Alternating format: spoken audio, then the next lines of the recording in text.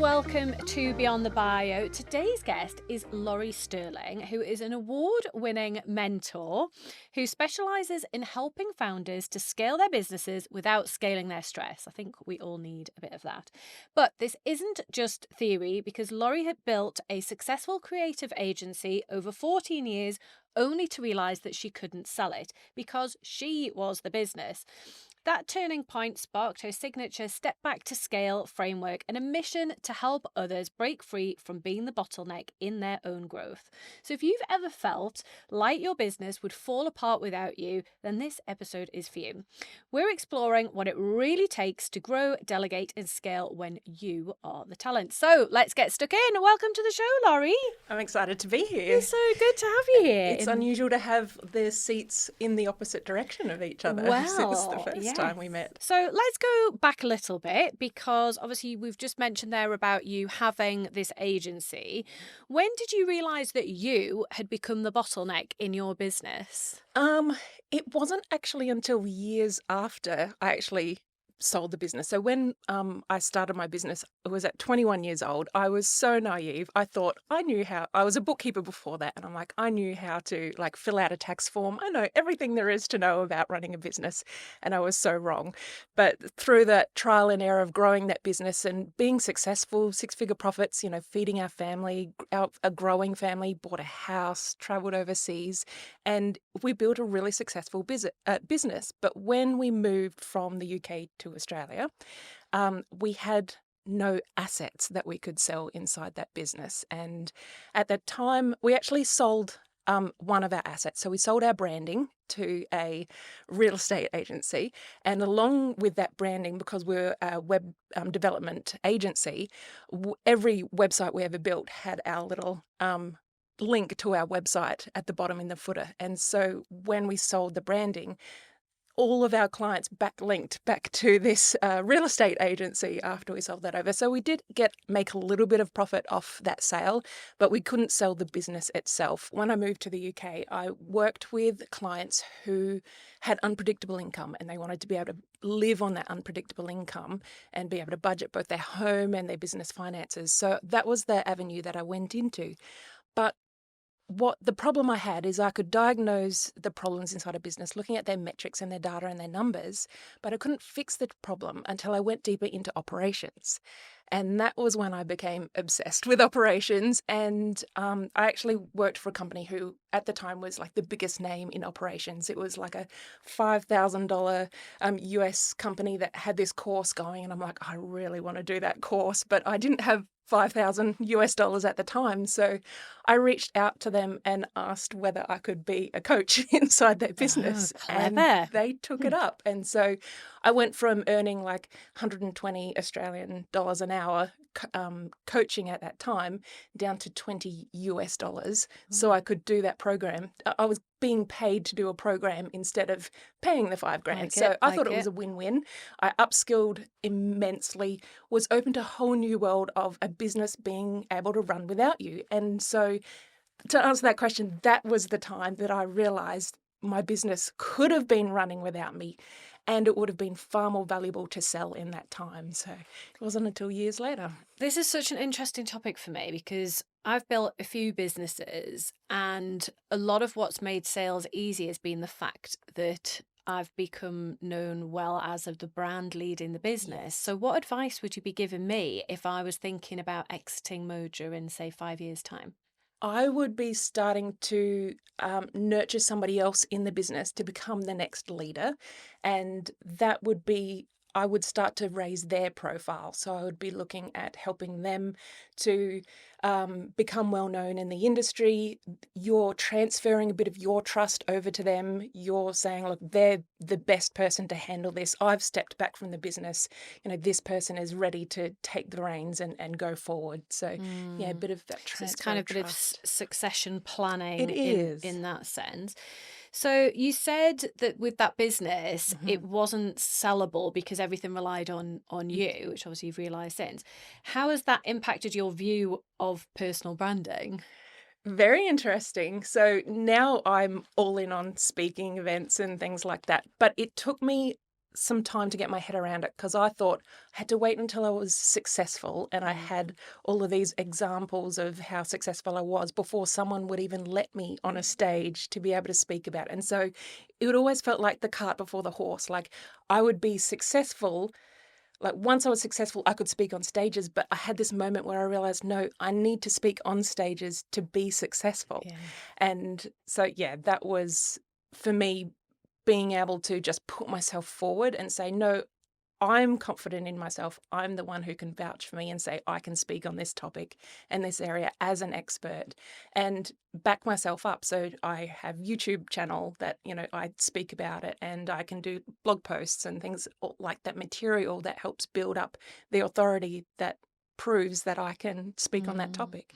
It's so interesting, the speaking thing, isn't it? Because people do have that feeling that they need to be at a certain level. But Yeah, the thing with speaking, I find, is you kind of need to just practice a lot. So definitely. my advice tends to be to look for those kind of easier speaking gigs to get the confidence up and practice your Yeah, content. So things like speaking at schools or yeah, unis, safe things, and just building up that confidence, because I think a lot of confidence with speaking does come from just honing that message and just doing it and doing it agreed. and doing it. And we've all got something to talk about. Yeah, We can all hold a conversation with someone else. It's kind of, just a bit of a yeah. step up from that, really, isn't it? That's right. And your unique viewpoint, even if you're not the expert and the well-known person in that industry, you're still allowed to contribute to the conversation.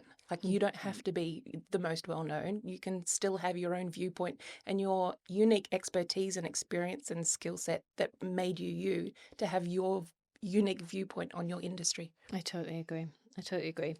So you now help others to scale, and Do. haven't done it yourself. What was the first thing that you actually delegated, and how did it feel to let go of some of that control? It would be client emails. Yes, Mm. that So you don't was. reply to your own emails? I do. I reply to the important ones, but I get somebody to sort of filter through my emails to say, this can go to this person, that can go to the accountant, or Mm. to filter through that. Although these days there is AI that actually helps to do that filtering process first. Oh, So does that's it? What, yes, within emails? yes, Oh, yeah. I need this. Yeah, so then half the work is already done for when my assistant comes in and looks Oh, through nice. those So can too. AI actually separate them out and put them into different Puts them in pots? folders, Oh. yes. And you can have some folders that stay in your inbox and some folders that don't even stay in your inbox. They get filed away like newsletters. And then when I'm curious, I'll go through the newsletters and see, who's talking to me Oh, that's in that way. interesting. Yeah. I always feel that, like, there's a couple of things that I always feel a bit like "Ugh," about is emails, Mm. because I have a thing that we reply to a client Yeah. within a day, a business day, Yeah. and I think that's really important around being prompt, and I think that's people's expectations. So that would feel like a really big "Ugh" for me to not do my own emails. But the other thing is diary management. So everyone always says, "Oh, send me a Calendly link," and the Yeah. team, Rachel set me up on Calendly ages ago, and I've just never used it because I just can't be bothered. And then, which is probably a total false economy, and I probably should just get my head around it. But I just find it easy. I don't know. I need to get with the times, really. I'm just a dinosaur, really. But Yeah. See, for mm, me, I live by my calendar. I put my appointments in there. I put chunks of work that I wanted, if I'm doing deep work in there. I have like theme days. So I'll put each day has like today's when I go follow up all my leads, and tomorrow I'll have sales calls, and then the day oh, I'd love after. to have a diary like Yeah. that. I feel like my diary is influenced so much by stuff that I commit to or overcommit to. So, like, speaking at certain events, like, some weeks, like the other week, I was speaking at an event, and then I had to travel like a whole day to get to Yeah. the event and then travel a whole day back. And then I was speaking at another event at the end of the week, and I thought, oh my God, like 2/3 of my week has Yes. gone to sort of speaking, which was fine. But Yes. I would really struggle to have that discipline to say on this day I do this and on this day I Yeah. do this. Oh, But there's plenty of flexibility. I have the rule that yeah, you don't always have all the information when you're planning your week or planning your month. So yeah. you got to roll with the punches sometimes. You do, you do. So, one of the fears that I think people have around taking that step back Mm. is this thought of if I step back, my clients might want to go somewhere else. Maybe it Yeah. feels less personal. How do you shift that client mindset so that they will trust the team Yeah. if it's not just you? Sometimes there are vital touch points that earn their trust, that either you can bring someone in at that point and you're both, let's say, an onboarding call or something like that. Um, but in some cases, it's up to the business owner to say, look, you've come to me, like, I've trained this person in my ways. They are a clone of me of some sorts. Mm, So, like, you're the one who transfers that trust over to them. And you say, look, this person is expertise in this particular area. I'm going to let them answer that question and take over your account for you, that mm, sort of thing. Um, it happens in lots of ways. So it depends on the business owner's skill set, zone of genius. So mm, if their zone of genius is in sales, that might be the very last piece that you get off your plate. You'll get 80% off your plate except for that last piece. Eventually, once everything else is there, you'll get to the point where you can train somebody else to understand what are the questions that you typically ask, what's the information you're gathering, and being able to ensure that the results you would get for your clients are equally as good as the results your team would get for your And on that clients. point around sales, because I do the bulk of the sales in our business, can you ever train up someone else to be as good at sales as the founder? I think it's hard to get the same passion, but I Yes. don't think it's impossible. And that's why I like the key person of influence sort of idea is Mm, you can actually sell from a stage and sell one to many instead of having to do the one-to-ones. And so being able to leverage um, the model that you use to sell. So that can be you sell on stages and then somebody else can take on that last 10% of convincing that they might have to need yeah. to work with you. And to be fair, you're referring there to a bit to Daniel Priestley. And Mm. actually, when I think back to when I did Key Person of Influence in 2018, 2019, something like that, that's exactly what he did. So I went to one of his events. I saw him speak. I'd already read one, maybe two of his books, Mhm. was like, oh, I totally get this. And Yeah. then he was clever because he then said, hey, if you're interested, sign up for some call where we will decide if we want to work with you. And he had to Yes, meet various criteria. And I'm like, well, I want them to choose me. that's right. I mean, what a clever way to sell. Yes. And then I had a call with one of the salespeople, and yeah, they definitely weren't as good as he would be on those Yeah. kind of calls. I mean, he can sell anything to anyone, he really, really can. Good. But it was that last piece. Yeah, that's right. Interesting, isn't it? Yeah. It is interesting. How do you make sure that your brand still feels personal, even when you're not the one that's delivering everything anymore? I think it's about the nurturing piece of when you're getting your brand across. So brand awareness is like the very first piece of people realize that they've got a problem. And if you're the person that solves that problem for them, whether that's through social media, a video that you've put out, a book that you've written, that nurturing process that happens is a personal conversation. Even though it might not be one to one, it's through the pages of a book or through a screen, it still feels like a one to one conversation that Mm. happens. And I think that initial phase is where you win over most of the trust and and then you continue to nurture that through emails and points of contact with people. Even though you might be filming one video, that video can still reach many people and still feel personal. Got it. Yeah, that makes sense. You give me a few things to think about there already. Let's talk about mindset. What had to shift in you to be able to really scale? I think it was understanding that I needed to trust my team to be able to take over that work for me and not micromanage them. Mm, And it meant that I sort of had to give them boundaries. Like, here's my way of thinking, here's my way of making a decision. and making that decision safe for them to be able to make that decision on my behalf. So when I'm a business owner, I take on a lot of the risk that happens like when I make decisions. If I get the decision wrong, the buck falls at me. But when I'm delegating a task to my team members, I need to delegate the decision making that goes with that task. But that means I'm also passing the risk over to them. And they need to know that they feel safe to take that risk on. So what if they get the wrong answer? Do they get fired? Do they lose thousands of pounds for the company? Do they, can they fix the mistake once it's been made? How big of a mistake is that? Like, are they going to feel awful because of that? So if I can give them boundaries to say, here's how I would make that decision, maybe a decision tree that goes with that, and I can put boundaries in it. So something that if it's a matter of, implementing a piece of software that will automate a process, if it costs less than £1,000 a month, then they have permission to just go ahead and implement that. If it's more than £1,000, then maybe we need to discuss as a team, what are the implications? Who else can benefit from this software? Do we need to change a system to make the most of that process? Which is awesome. Would you say there's a part of your personal brand that is always going to feel hard to scale? Maybe something that's too tied to the individual? Yeah, so I often get like when you build a business, you've built it around your unique abilities. So this is what your experience, your 20, 30 years of experience in an industry, or maybe it's combining two different industries and you've got a unique take on what path that you've followed. So your personalities, your skill set, your experience, that all becomes a unique ability that you have. And no matter what business and what job you do, you take that unique ability with you.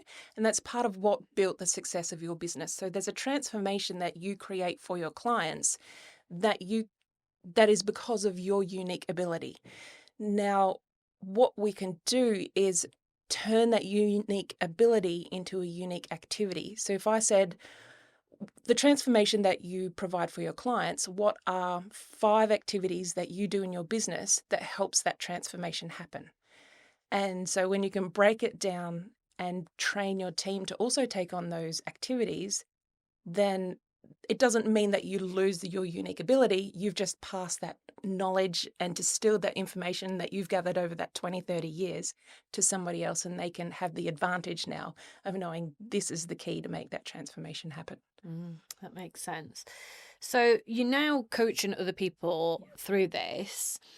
How do you help people build systems that still reflect their voice and values and not just processes for the sake of it? Value is definitely one of the first things. Their values and also their vision is the first thing I talk about with a client, because they might want to go one direction and I could be like, oh, but if you go this other way, you'll make heaps of money. And it's like, if it's so misaligned with them, then they're not going to do the work and they're going to keep falling back to that other path that they dreamed of. Let's say like it was a lifestyle business that they've got in their head. They want to do their work on an island and just keep their team small, as opposed to I could maybe see the potential of, if they turned into an agency or a franchise and expanded in another direction. But it has to start with their vision.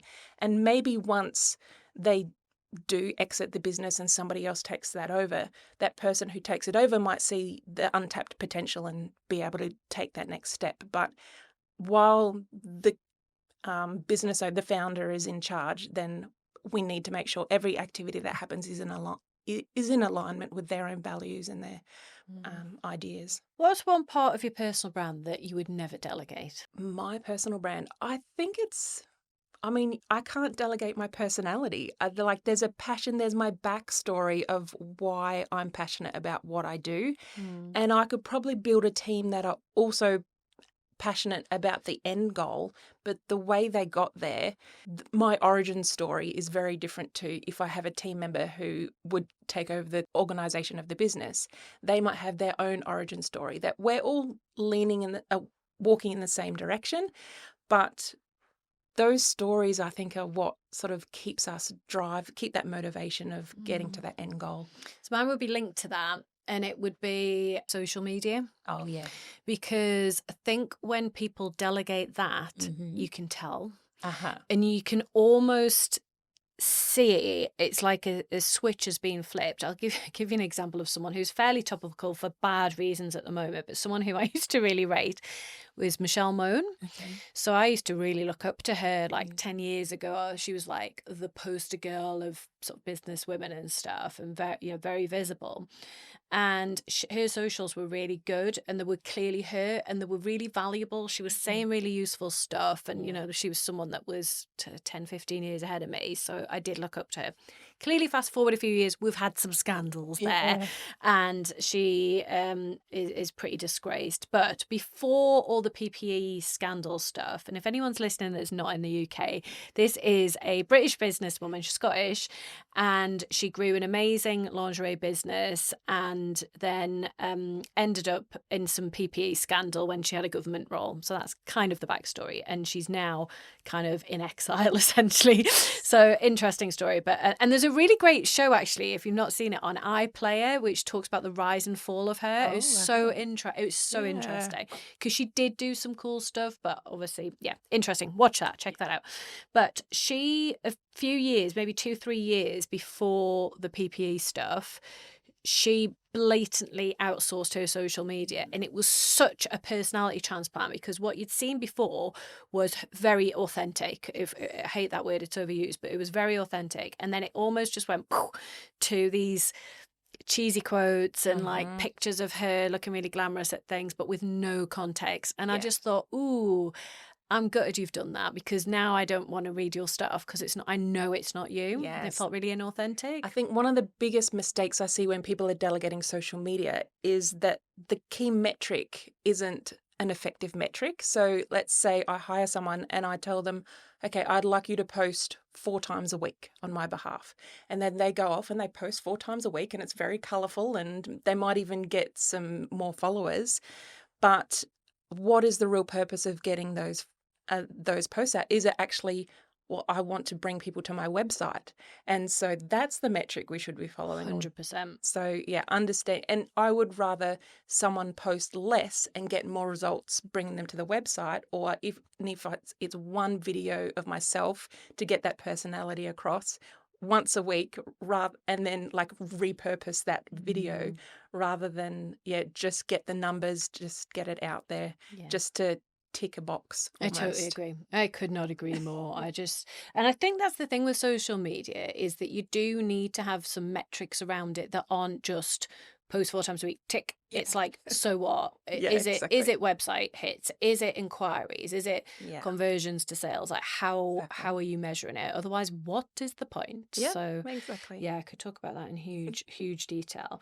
Laurie, it's been awesome picking your brain and learning more about how to scale and how to take the step back and all those good things. If anyone watching or listening hasn't met you before, where's the best place for them to find you? I live on LinkedIn and Instagram as well. And if anyone's interested in working out what their bottleneck is, I have a little quiz on my website that they can work that out too. Great. Well, we'll pop links to your socials and also to the website so people can find those super easily. Awesome. Thank you so much. Amazing.